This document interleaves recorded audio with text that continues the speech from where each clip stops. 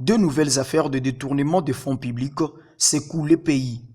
Deux institutions du pays sont en effet mises en cause, à savoir le Sénat et l'Inspection générale de finances que dirige Gilles Alingueté.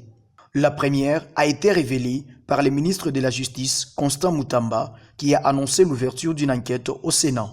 L'autre affaire concerne l'Inspection générale de finances, l'IGF.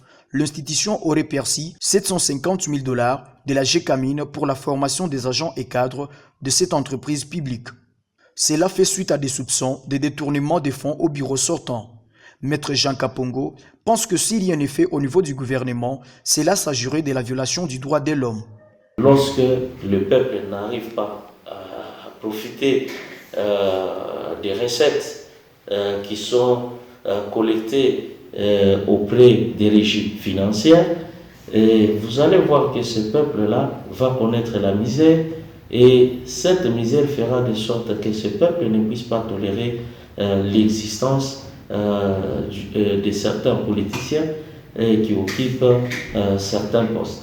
Et là, dans ce genre de détournement, et que le gouvernement congolais ne facilite pas la tâche à la justice, nous pouvons conclure que le gouvernement congolais brille par l'inaction, et ce qui fait que cette inaction ne peut s'expliquer que dans le sens des violations des droits de l'homme. Cependant, nous avons joint en duplex depuis Kinshasa, Maître Igo Kassongo, qui donne la procédure dans cette affaire. Prouve que l'IGF est impliqué dans les détournements.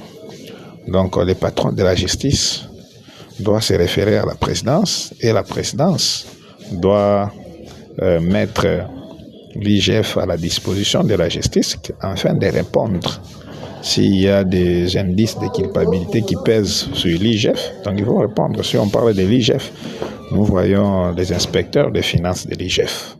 Ils vont répondre de leurs actes. C'est un peu ça, n'est pas pour dire que la justice est en train un peu de faire semblant de ces dossiers parce qu'il y a l'IGF qui est impliqué là-dedans. Ce n'est pas ça.